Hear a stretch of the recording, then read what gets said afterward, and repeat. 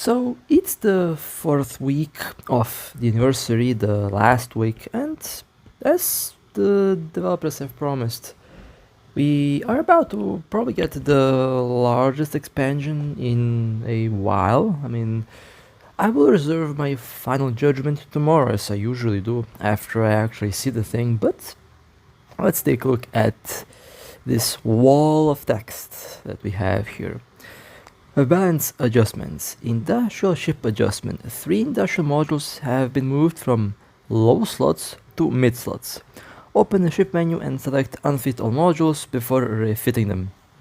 Industrial command module reduced the power grid requirement by 20% and increased the drone mining amount bonus from 225 to 240%.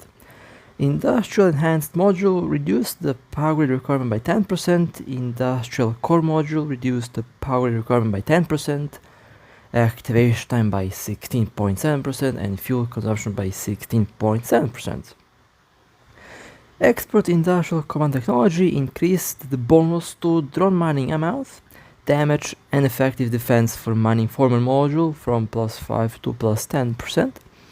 Orca gains plus 1 medium slot, Rorqual gains plus 1 medium slot, Noctis and Noctis 2 changed the advanced skill bonus, and they no longer require expert skills. Auto Soldier increased the base range from 10, 12.5, 15 to 12, 15 and 18 kilometers. So, okay, it seems like some of the modules are starting to migrate from the low slots to the medium slots, and I would say in the future we might see some medium slot modules migrate to high slots. As I mentioned before, there is a push to make the utility high slots again, and honestly I'm fine with that. Would make the game a bit more, I guess, similar to EVE Online. That game also has utility high slots. So this is probably, starting to already happen, and we will see what will happen down the road when they do the final push. Modules. Repair Tactical Module removed the minus 20% damage penalty, reduced the capacitor recharge time penalty from 20 to 10%, increased the shield recharge and armor repair bonuses from plus 20% to plus 50%. Okay, now I'll just say right away, this is one of the things that I've been talking about last time. Either buff or make the repair module, replace it with the Citadel module, with the Bastion module. Well, thankfully the developers listened, and they actually gave us some extra repair bonuses, much better repair bonus actually, plus 30% from what we had before, and adjusted the ship's velocity penalty from minus 20% to minus 25%. Okay, so there is some drawbacks to it as well. Sniping Tactical Module adjusted the damage bonus and scan resolution bonus from base value plus 25% to final value plus 25%. Rapid Firing Tactical Module adjusted the scan resolution from base value plus 120% bug, okay, to final value plus 25%, and tracking speed from base value plus 20% to final value plus 20%. Capital Energy Nosferatu increased the energy transfer effect by 17 to 25%, increases with meta level. Capital Energy Neutralizer increases the energy neutralization effect by 14 to 27%, increases with meta level. Damage Control removed tech level restrictions, that's beautiful. All lasers, railguns, cannons and missiles removed tech level restriction, that's amazing actually. Capital Emergency Hull Energizer increased the passive armor resistance from plus 15 to 20%, and hull from plus 15 to 25%. When activated, it cannot be shut down by support projection jamming. Removed sensor strength bonus. Armor plates and titanium alloy armor, tech level restriction removed, and reduced the capacitor consumption by approximately 25%. I am a big fan of the tech level restriction removal. This is something that should have been happening a long time ago, but I would say so far this does look like the best anniversary to date, just because of the good things that are added. Ships, so here we go. Ships, the 4 models of Cruiser 2 have their shield recharge time reduced to 900 seconds and to gain a new bonus. minus 37.5% signature radius penalty for warp drives. The faction-specific resistance bonus are now base bonuses and no longer require skill training. Omen 2 adjusted the medium laser activation time bonus from -6 to -5, capacitor coabsorption from -12 to -10, replaced the -5% inertia modifier with +5% laser damage and +10% laser range. Caracal 2 adjusted the medium missile torpedo activation time bonus from -6 to -5%, replaced the velocity +5 with missile flight time +5 and missile damage +5 per level. Vexor 2 adjusted the drone damage bonus from +25% to +30%, replaced the -5% inertia modifier with drone velocity +5% and drone tracking speed +5%. Stabber 2 adjusted the medium cannon activation time bonus from -6% to -5%, replaced the flight velocity +5% with medium cannon damage +5% and shield boost effect +7.5% per level.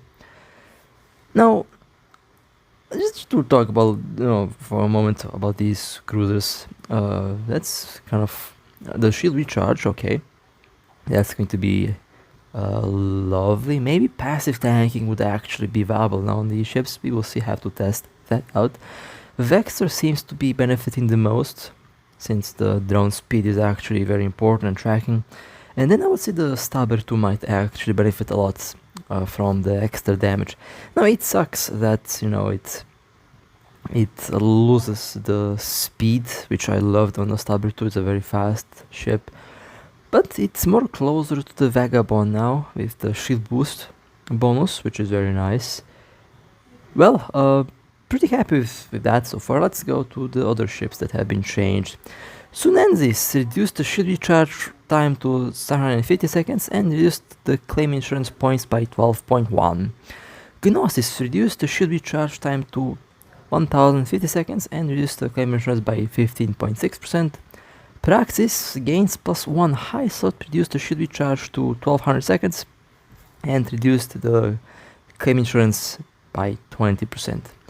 Praxis to reduce the shield recharge time to 1200 seconds increases the turret and missile damage from +60 to +100%, and drone damage from +100 to 150%, gain base flight velocity +25%, and skin resolution +25%, removed all additional bonuses from training skills, reduced the claim insurance points by 30%.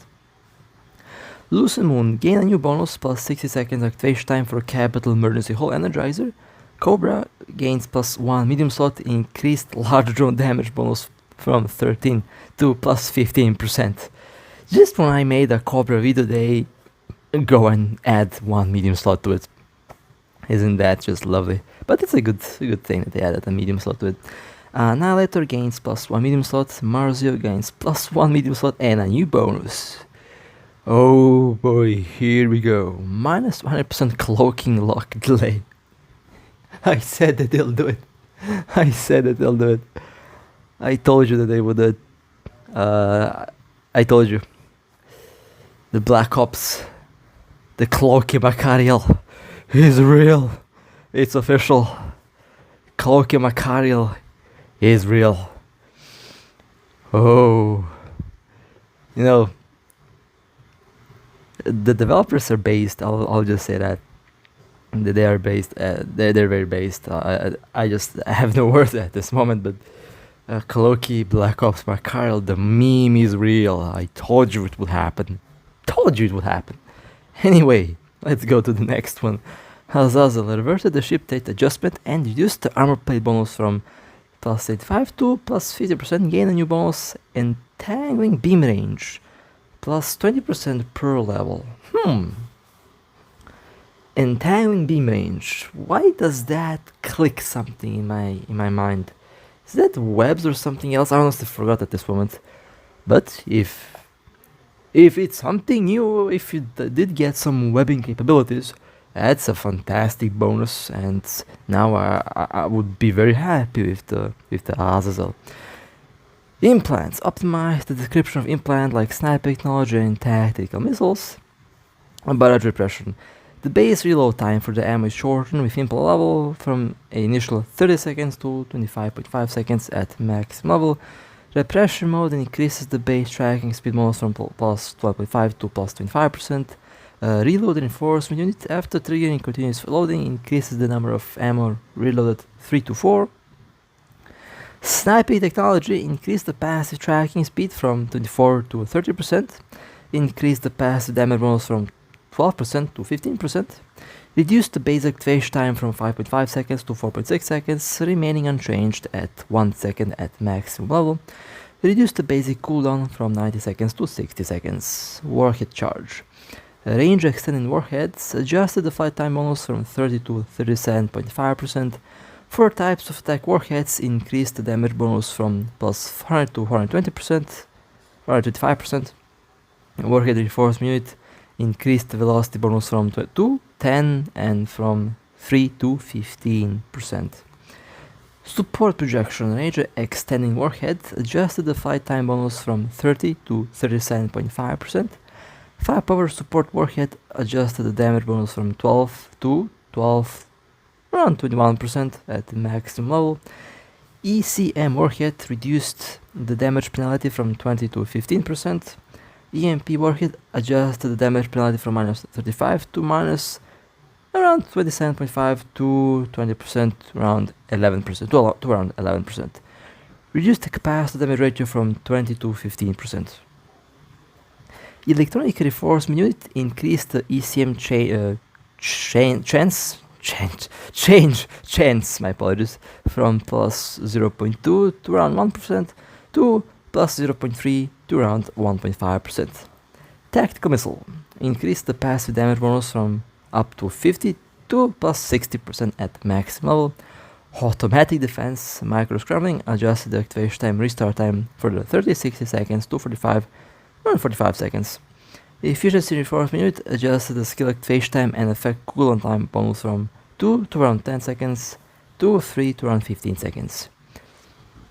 I know what you guys are thinking right now. Where is the Bombard Tactic Implant nerf? And even though I have that thing maxed out nearly, I would love to see a nerf on the bombs, but the bombs are not touched. You know, it's kind of funny how the Bombard Tactic, even like 3 years after Implant release, the Bombard Tactic remains the one and only Implant. It's about the same as on release. I think the I'm not gonna say who, but I think I know the developer who lurking around and watching.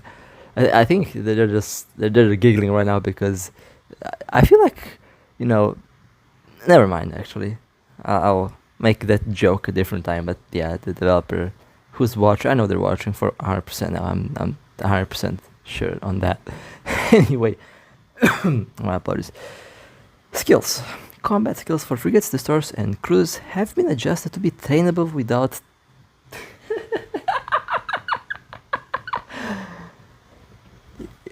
At this moment, I should just, turn off the announcement and just celebrate, because this is one of the things that I've also been talking about in the last videos, when they released those, when they removed the technical restrictions for all the ships, up to battleship. I love the fact that now Alpha clones are able to skill these ships and fly them. I love the skill change here. Have been adjusted to be trainable without tech level restriction. Isn't that just, lovely? I talked about that before, and here it is. Of course, tech level restriction doesn't necessarily mean that you don't have to have Omega. I'm still saying one thing that they need to do is make this applicable to Alpha clones. That's one thing that I also been talking about. It is moving in that direction, but honestly, tech level restriction removal for the ships, hallelujah. Also one thing players wanted for ages, and here it is, finally. This includes skills like ship operation, defense, operating, engineering, small weapons, medium weapons, shield hardening, and armor hardening. That's a good one. The Calaval expands. Fleet creation of any form will be completely prohibited within the region. Everyone's name will no longer be public within the region and will be shown as unknown Capsuleer in space and the overview. I can already tell, and I'm just making a little prediction here out of, just for fun. This will be bugged, and who knows what we will see in the Calaval expanse. I'm just saying that right away. A new event, Relics Crumble Open. Now this is the faction Wargames or faction warfare that we have been anticipating. I think it is, we will see. Sleep relics have been discovered in some low security systems, and the major Empire militias are recruiting Capsuleers to explore them. Travel to these systems, defeat sleepers and other factions Capsuleers to earn rewards such as merits and LP. Event duration, long term, how to participate in the event interface, join one of the 4 Imperial militia factions as an individual, open the star charts and the event interface to see which system are at war. Use autopilot or long distance cloning to enter the system. After joining the militia and entering the system at war, you may warp to a relic site for exploration. How to explore combat, warp to a large relic through the overview, defeat sleepers and other faction Capsuleers to obtain loot and merits. Scanning, use the scanner to discover smaller relics which will not be directly shown in the overview. Data collection, gain LP by collecting relic data. Large, medium and small collection stations are suitable for ships of different tonnages, and there are no extra large collection stations. Rank promotion. After joining the militia of one of the 4 major empires, you can earn merits in advance. Your rank by defeating enemy faction Capsuleers. If you leave the faction, your rank will be reset to lieutenant. When defeating enemy factions Capsuleers, all participants will earn an amount of merits. The Capsuleer landing the final blow will earn more. If the participant's rank is more than 3 levels higher than the defeated Capsuleer's rank, no merits will be awarded. If you destroy a Capsuleer from the same militia, the sentry guns will attack you. In addition to the warning timer penalty, you will also lose double the merits. Additionally, participating in the faction wargames can earn new ranks granted by Concord, which coexist with the ranks of the 4 major empires, but cannot be directly transferred to the empire's militias. Insurance discounts. If a Capsuleer joins the militia and is destroyed by other militia's members in a system at war, the faction insurance companies will provide bonus compensation to the insurance points actually spent on such losses. The current rates are 75% and for capitals 25%. Notes: after joining the militia, they may be attacked by other militia members in systems at war, and Concord will not prevent such combat. This means you can actually fight at stargates, you can fight around stargates, you can fight around stations, everything is off limits, and that's amazing. This will disregard the Capsuleers Corporation standing with the alliances. Capsuleers total losses in the militia are unaffected in system at war. And then you have the militia supply store and the war ceremony recording, optimizations, and things, a lot of fixes and stuff like that. Well, and that's the game announcement for tomorrow's update. Let me tell you, I'm very glad that I'm still playing the game, to be honest. And I know some might be saying, "Oh, this guy quit." Well, I obviously did not quit. I'm still here. But I would say I'm just, I'm not gonna give a final judgment until I see this tomorrow. But based on what I'm seeing, those look like a decent update. I mean, probably the best update that we have seen so far. And in the end, tell me what you guys think about the whole update. And well, with that being said, stay safe, fly safe, and as always, I'll see you next time.